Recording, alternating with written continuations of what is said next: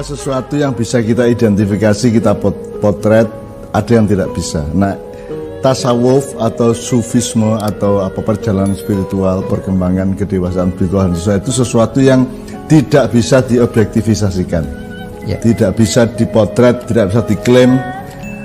Yang bisa melihat adalah dirinya sendiri, dan dirinya sendiri juga tidak boleh ngeklaim. Makanya Allah menyediakan tawadhu atau kerendahan hati dan seterusnya, karena kan kalau ibaratnya lari 200 meter kan startnya sama finishnya kan jelas. Nah, kalau pertumbuhan spiritual kan finishnya kan kedekatan dengan Allah. Semakin seseorang dekat dengan Allah, maka dia menempuh ilaihi rajiun sedemikian rupa, dan itu setiap orang. Maka skalanya adalah dari dan menuju, tapi itu satu titik. Jadi kita berputar begini, dari titik ini menuju titik ini, terus itu dialami semua orang, dan tidak pasti. Dan ini bukan urusan kepandaian, tapi urusan kesungguhan, urusan keikhlasan, urusan ketulusan hati, urusan kejujuran pikiran. Dan itu tidak perlu orang pintar. Nah, yang mengganggu dunia ini kan pinter-pinter gitu loh. Hebat-hebat itu loh, intelektual tuh yang bikin kacau dunia ini, karena sebenarnya karena manusia menjadi kehilangan fokusnya, bahwa manusia itu urusannya adalah jujur apa tidak dalam perjalanannya gitu. Nah, karena kita sekarang berurusan dengan ilmu, terus kita menganggap bahwa diskusi ini seolah-olah adalah diskusi ilmu yang juga tinggi seolah-olah, padahal kan itu sehari-hari setiap orang. Jadi sekarang gini, Hel, kalau Anda jalan terus Anda melihat ada pohon, ada daunnya, ada kembangnya, itu saya tanya, sebenarnya fakta daun atau pohon itu ada di sana yang kamu lihat, apa ada di dalam batinmu? Nah, yang selama ini dibicarakan di dalam disertasi atau ilmu-ilmu akal pikiran itu adalah pohon itu di sana. Bahwa pohon itu faktanya di sana apa di dalam batinmu? Kan meskipun ada di sana, tapi kalau dia tidak menjadi fakta di dalam batinmu, maka pohon itu menjadi tidak ada. Demikian juga Allah kan. Makanya man arafa nafsahu faqad arafa rabbahu, karena Allah hadir sudah sebagai kesadaran batin, sudah dirasakan tiap hari. Dan itu bukan ilmu tinggi, itu biasa-biasa aja. Setiap orang memang menempuh. Kenapa kok kita harus sampai ke Allah kembali loh? Karena jalan satu-satunya dalam hidup ini ya cuman dari Allah menuju Allah, harap nang di meneh, mau kemana lagi?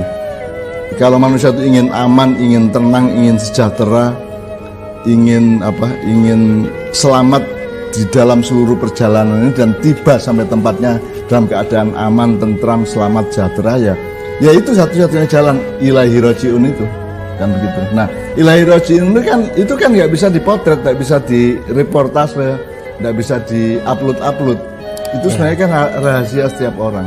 Oleh karena itu sebenarnya kayak saya ngomong pohon tadi, misalnya tasawuf atau sufisme itu kan sempat dianggap bahwa itu adalah bagian dari gerakan yang bukan Islam, karena dalam Islam tidak ada ajaran tasawuf gitu kan. Itu karena dia melihat pohon di sana, dia tidak melihat esensi pohon itu di dalam dirinya. Karena tasawuf itu kan cuma nomenklatur, cuman penamaan sesuatu hal, suatu gejala atau suatu fakta yang ada dalam batin kita, terus kita rumuskan, kita identifikasi, kita amati, kita rasakan prosesnya. Terus kalau ilmu itu ada, kalau cara berpikirnya begitu, ilmu itu ada di perpustakaan dan buku-buku, tidak di sini dalam diri. Nah, menurut saya tasawuf itu adalah betul-betul urusan sangat private, rahasia setiap orang menuju Tuhannya. Dan itu setiap orang. Semua perjalanan hidupmu adalah jalan menuju Allah. Makanya disebut semuanya itu thariqat. Apa tukang kayu, apa ojek, apa dagang di pasar, petani, dosen di kampus atau siapapun, itu semua melakukan semacam perjalanan. Jalan itu disebut thariqat kalau dalam. Nah, selama ini kemudian thariqat dilembagakan, ya dipadatkan menjadi wiritan begini, puasa begitu dan seterusnya. Itu juga tidak salah, itu juga benar. Tetapi yang tidak tepat adalah bahwa itu seolah merupakan jalan yang berbeda dengan Islam. Menurut saya Islam itu ya tasawuf. Karena Islam itu prinsipnya adalah kamu dari Allah kembali ke Allah. Dan itu kamu tempuh dalam jalan sunyimu masing-masing. kan gitu. Kalau melihat atau dengan perspektif yang barusan Mbah Nun katakan, mungkin nggak atau boleh jadi di mata Allah sebenarnya setiap individu itu ya sufi-sufi, tetapi Sufi dengan semua, kadar semua sufi, masing-masing barangkali. sadar apa tidak sadar semua menempuh perjalanan itu. Meskipun kamu tidak ngakui Tuhan, kamu tetap berjalan di situ. Kamu kan akan sampai ke kematian, kamu akan sampai ke surga atau neraka, kan mau nggak mau kamu. Terserah mau bersyahadat apa tidak, terserah mau Islam apa tidak. Tapi makanya Islam itu bukan yang dari Arab, Islam itu yang kamu temukan di dalam dirimu. Meskipun itu benar, objektifnya itu adalah wacana narasi dari Rasulullah gitu ya, dari wahyu Allah kemudian disebarkan Rasulullah. Tetapi kan begitu sampai di dalam dirimu, kalau dia sudah menjadi wacana dan narasi dan torikot batinmu sendiri, baru dia Islam. Jadi Islam itu bukan sesuatu yang dari Arab, Islam adalah sesuatu yang kamu temukan di dalam dirimu, sebagaimana Allah sendiri tidak dari Arab, tidak dari manapun. Allah itu kamu temukan dengan rasa apa, dengan apapun saja di dalam dirimu. Kalau Allah, kata Allah, kalau engkau tidak bisa melihat aku melihatmu, kan gitu kan. Nah, kita merasakan Allah. Jadi melihat Allah itu tidak melihat seperti melihat cacing atau melihat asbak atau melihat kan. Melihat Allah itu harus melihat dengan mata batin yang terdalam, merasakan perannya, merasakan kehadirannya. Makanya dalam maknya kan ada ilmu hadharah atau ilmu hudur, di mana Rasulullah itu tidak pernah tidak ada karena dia selalu hadir dalam hidup kita. Demikian juga Allah, gitu, selalu hadir. Nah, hadir itu kan tidak di panggung, tidak di lapangan, tidak di forum-forum, tapi hadir di dalam kesadaran kita, ya hadir dalam cinta kita, hadir dalam rasa kita, kan gitu. Nah, sebenarnya itu urusan setiap orang mau tidak mau. Bedanya adalah kalau binatang tidak bisa ambil jarak untuk merumuskan, kalau kita bisa merumuskan. Nah, perumusan ini kemudian menjadi ilmu, dan yang bikin ruwet tuh ilmu ini. Jadi akhirnya ada feodalisme kalau tasawuf tinggi, terus nanti ada, wah kali ini sudah makrifat, kalau ini masih torikot, ini baru syariat gitu kan, terus belum hakikat gitu kan. Padahal kan 4 hal itu kan bukan tingkatan, menurut saya bukan stratifikasi, bukan prestasi-prestasi dari apa yang disebut perjalanan spiritual. Tidak mungkin Anda bersyariat tanpa hakikat. Karena untuk apa?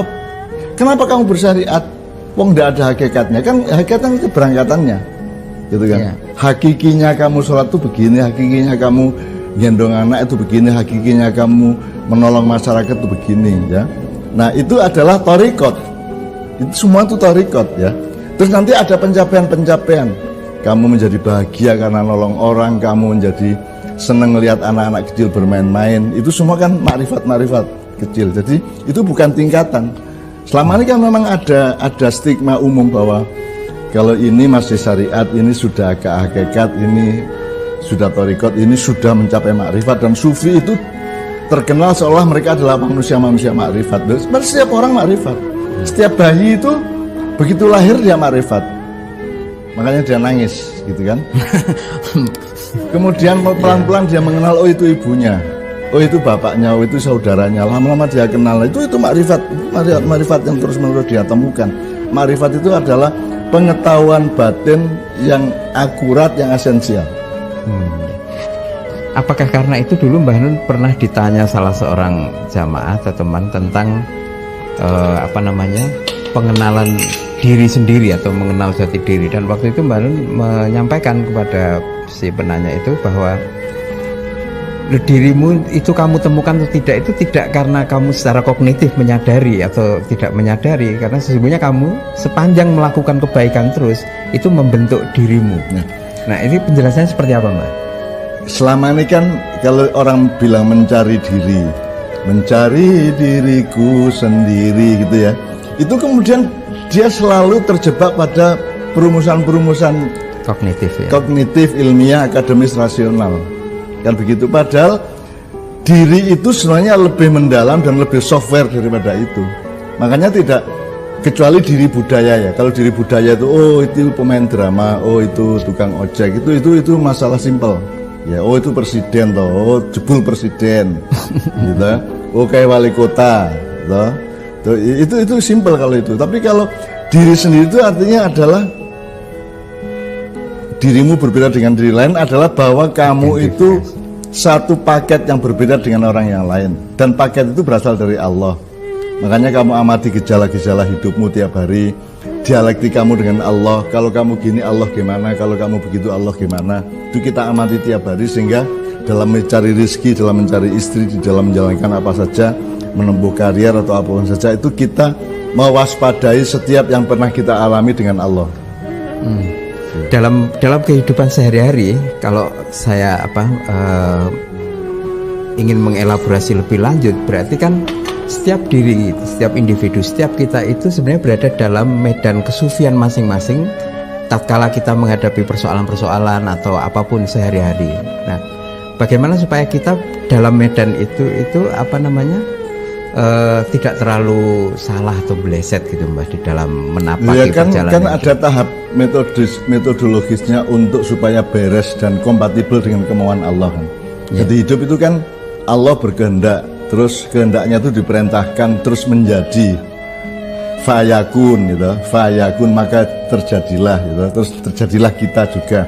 Nah kita kan harus tetap menjaga sambungan kita dengan yang bilang kun tadi itu, kun terus fayakun, fayakuni gitu ya, maka jadilah aku. Nah saya kan harus tetap kompatibel.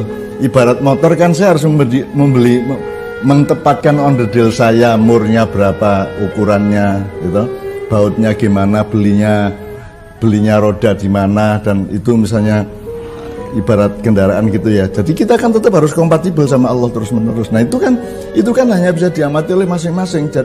Yang bikin kita sekarang ini rusak dan terpecah adalah karena kita itu terlalu bangga kepada penemuan kita, kemudian kita bawa keluar dengan mulut kita atau dengan tulisan kita, kemudian kita mengunggulkan diri kita kepada orang lain, sehingga akhirnya tasawuf dianggap sesuatu yang tinggi, sufi itu orang yang hebat dan seterusnya. Sama dengan sarjana, profesor, doktor, profesor itu kan orang hebat, padahal sebenarnya setiap orang profesor atas dirinya masing-masing, kan begitu kan? Ya.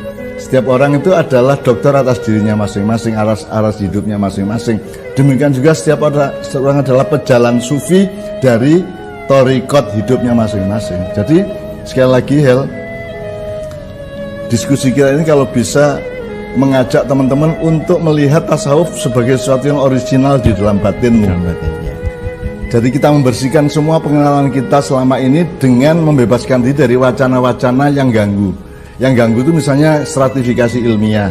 Ya. Oh ini S1, ini S2, segala macam, gitu-gitu itu loh. Itu yang bikin kita